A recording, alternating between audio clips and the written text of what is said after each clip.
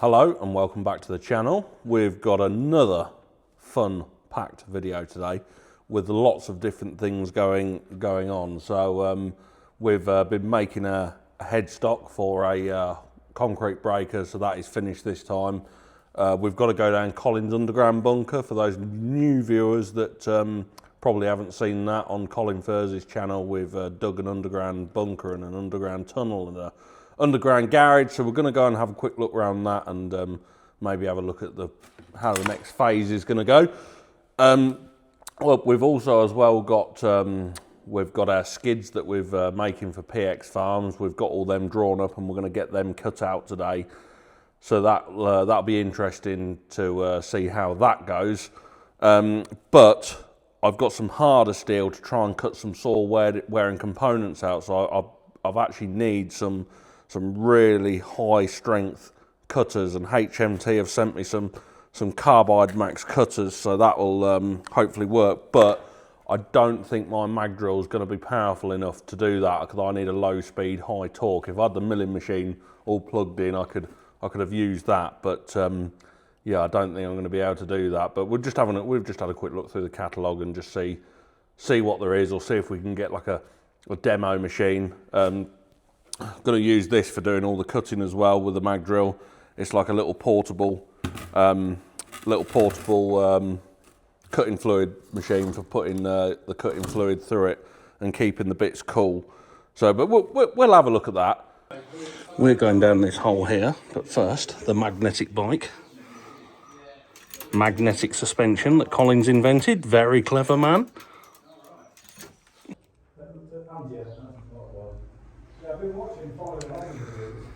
This is where we're going to be going this way. Hydraulic pump still there.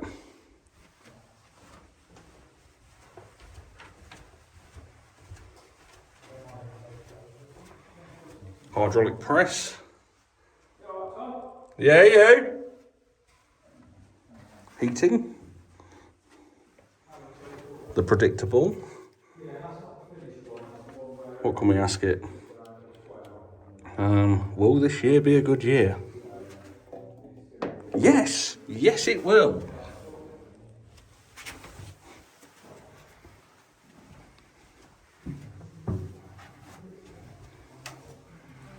Up into the pantry, into the house, shed, garage.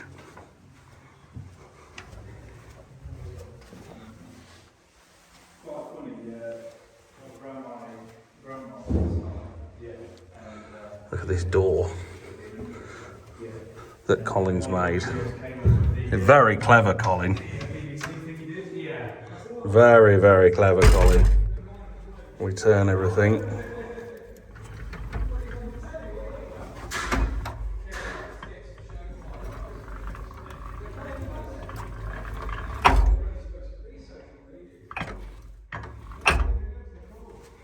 What about that for a door?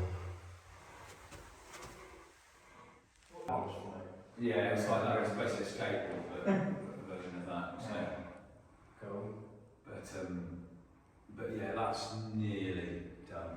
It looks very good. And then the car outside. Here's the model. One leg sort of House. Yeah, and once I'm happy with that, then I can build the rest of it and get on. Yeah, so cool. Because I've got all this bespoke hydraulics. Where the car's coming through, look. Definitely sure what size. Did you use a curtain? So that's just a bit of an insight now to the underground garage is, well, the garage is completed, but the car lift, where the car comes out the floor and everything, isn't completed yet.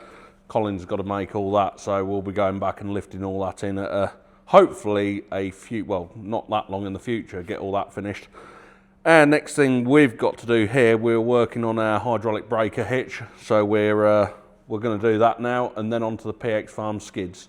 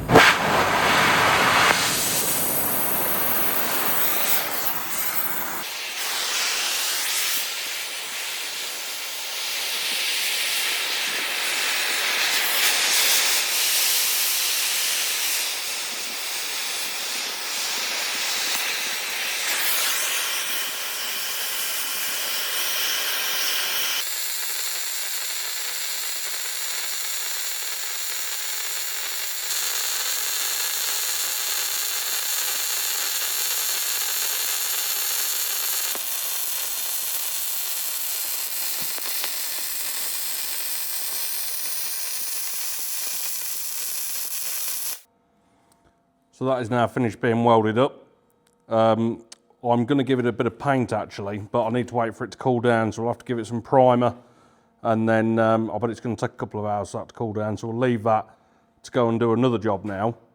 But yeah, pretty pleased with that. I was going to put some gussets just here, but the other one didn't seem to have them, so you'll see how we get on with it. It shouldn't be, it's only on an 8-ton digger, so shouldn't be too bad. Might need some gussets in there as well, but I'm not quite sure why some of the other machines don't ever have them that come from the factory.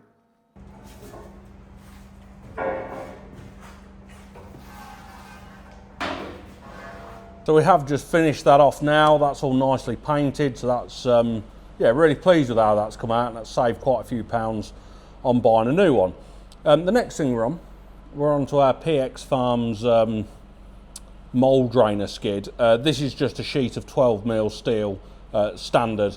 So that is us now cutting out all these. I've actually got 8 on the whole sheet, and originally we thought we'd only get 6, but because I've nested them slightly different, we've managed to get another 2 on, so that's really good. We'll be talking about this in a bit of a later video when we go to give them to PX Farms and see what the cost saving is going to be by doing it like this.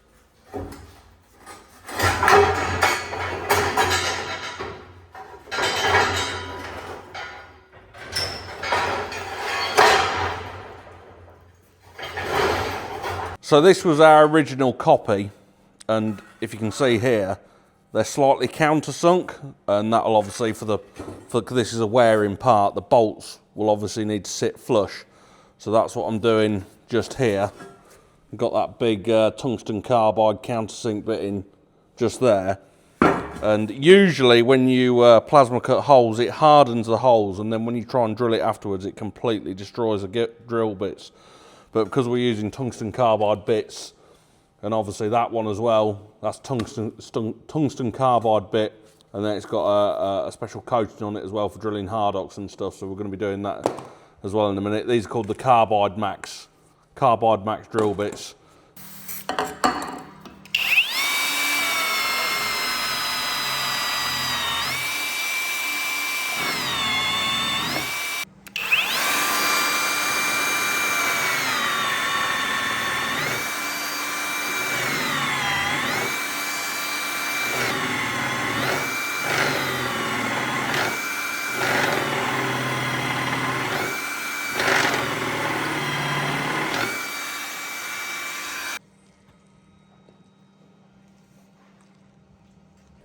So there we have it, job done, that's that done. Also as well, I've just cut out some brackets for a chap, so that's done and out the way. God, it's turned into a full-time job running this machine. But yeah, got some real hard wearing plate here now. We'll go into that a bit later. First thing we're going to do now is go and have a look at a new app I've been using for selling the grain on the farm, and it's quite interesting. We've come to the grain store now, grain store number 4, which is currently full of wheat, and we're joined by Lizzie from Hectare Trading. And we're going to have a look at what this app is that you've got, and it's quite good. I've been sort of using it now, and we're going to have a quick run through it and show everybody what it's all about. So tell us a little bit about what you've got here. Yeah, so at Hectare Trading, it was originally Graindex, and then we rebranded about 3 years ago. But it's a farmer-owned platform where we offer farmers market insights and the ability to trade with buyers. So we've got about 80 different buyers on the platform, and they range from your big national merchants right through to regional merchants, and then we've got 50% end users. So mills, maltsters, feed mills, large-scale livestock producers. We also offer market insights. So you can have an account. It's free at the moment to have access to everything. The whole app's free, so you download it, like I've done. Yeah, you download it, you sign up, and one of our team would then contact you to run through a demo. We can talk about some of the insights now, but basically they'll run through a demo, they'll set you up on it, and then you can list your grain. and you can select a time you want to come back and review prices. So if you say it was at 3 o'clock tomorrow, it would go live to our buyers at 2 o'clock, and then they have an hour to bid on it, and it's blind bidding for them. And then once they've bid on it, you'll get a notification to say all of your bids are in. And you can review your price offers. And the whole point is that we're trying to allow for farmers to have the best price for their grain. So instead of just calling up 1 or 2 merchants that you normally use, you're always benchmarking those prices. And the reason why we have the insights is that we're trying to give proper sort of information to farmers about when it's a good time to sell. So if we just talk through the insights that are available on there, so you can move around the country. We have sort of super regions. So you're in the Midlands and Wales here. The top part of it, you've got the daily spot prices. So this comes from bid data. And it will only show a price in there if it's traded in the last 7 trading days. So it's updated every 8 minutes, which is good, because sometimes you want a grain price and you try and look online, you can't find it, whereas this is live all the time, isn't it? This is live all the time. So it will be updated 8 minutes ago, probably because there was a trade in feed wheat. Okay. So it's also done on an average with the Liffey. So it takes the average from the trades that we see and then the Liffey, and it's done by the region. So you've got regional variance accounted for in there as well. It's a bit like eBay for farmers, isn't it? It is literally like eBay for farmers, yeah. And then you've got so some more pricing analysis. So we show you what the feed wheat base price is in comparison to the last 12 months. Okay. So you can see at the moment it's sitting at about 168 in your region, which is pretty average for this year. You've seen it at its highest at 183 and at its lowest at 160. So depending on what you've got left in store, so 25 crop, it's probably not a bad time to go on and list and then see what the buyers are actually paying for it in your region.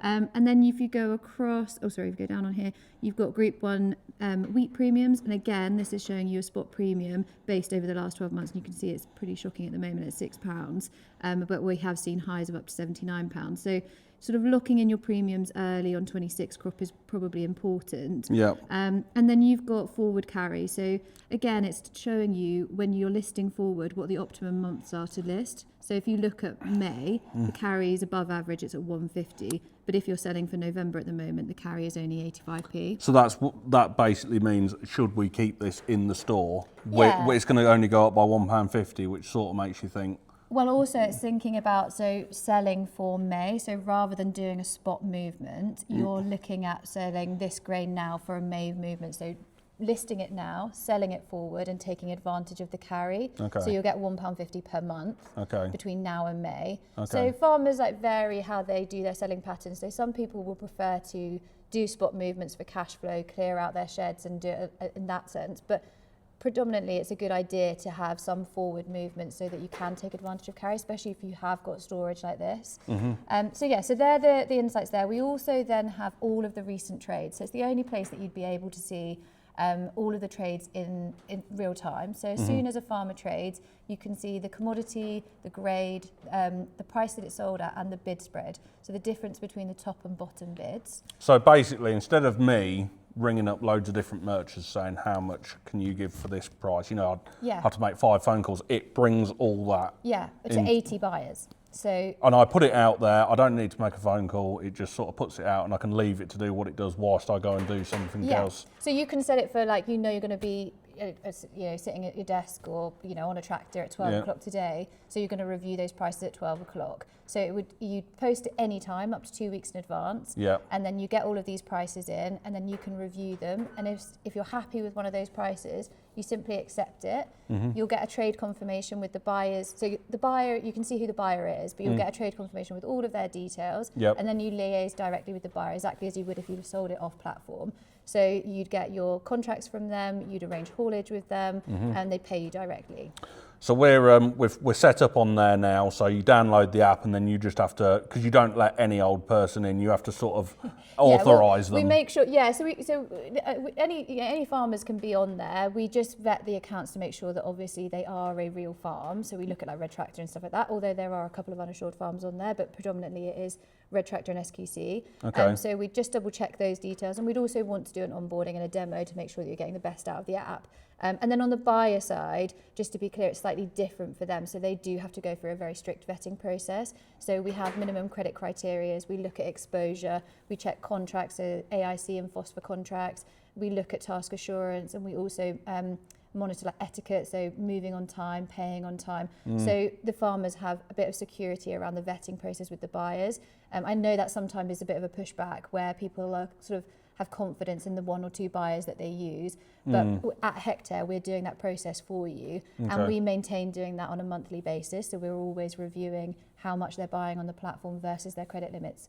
And you know, we don't really have any really, really small buyers on there. So that's why you'll only see really large scale livestock farmers, because they do have to meet a minimum sort of credit criteria. So hopefully, like I say, downloaded the app for free. Hopefully it's going to make me more efficient. Yeah. And we might get a few more pound a tonne. Because if you have like 1,000 tonne in store and you get another £3 or £4 a tonne, Yeah. that's £3,000 or £4,000 more that we could be using to go to other. So on feed wheat, we generally see about £5 above the HDB average. On feed barley, around £7 above. So it makes quite a big difference. And then you can see some niche crops. So it's everything combinable. But you know, we can see bid spreads on linseed of sort of £75 to £100, depending. So it's worth sort of listing all of your combinables on there, because we have different buyers for different things. Okay. Yeah, so I mean, it's, you know, I would always say, regardless of who you normally sell to, even if one of your big buyers or whoever it is that you normally speak to rings you up with a price, just say to them, like, give me an hour, stick it on Hectare. There's no obligation to sell it, so you can list it and make sure that you've got the best price. And if it's on the platform, sell it through us. If it's not, then you just let it close and you sell it through whoever called you with the price. Okay. So there's no limits to you having to list and then sell through us. And you don't have to pay to sell it either, do you? So it will, like our you know, you don't have to pay to sell it. There's no commission for the farmers. At the moment, there's a few different features on the platform. So obviously we have advanced market insights. We also have a new feature called crops, which would allow you to put all of the tonnage that you have in store, and then you can put in a base price, so your sort of cost of production, and a target price. You can also upload sort of offline trades information, and then any trades that happen through the platform, and it will tell you so what your rolling average is and what you need to sell the remaining of your grain at to make sure that you are hitting your target price or hitting your base price, and it'll also feed into the market data that we have. So we do have that. It's new and it's free at the moment, but it will eventually become a paid for feature. So there's a couple of things in there, but predominantly the platform will be free for farmers to access at some level, and it will always be free for them to trade. Oh, brilliant. Right, well, thank you very much for coming, Lizzie. No worries. And Thanks for having me. you might see a bit of Hectare in the future, and hopefully that's going to make this farm more efficient. Right, thanks to Lizzie for doing that for us. What we are on with next, well, this is going to be another video entirely.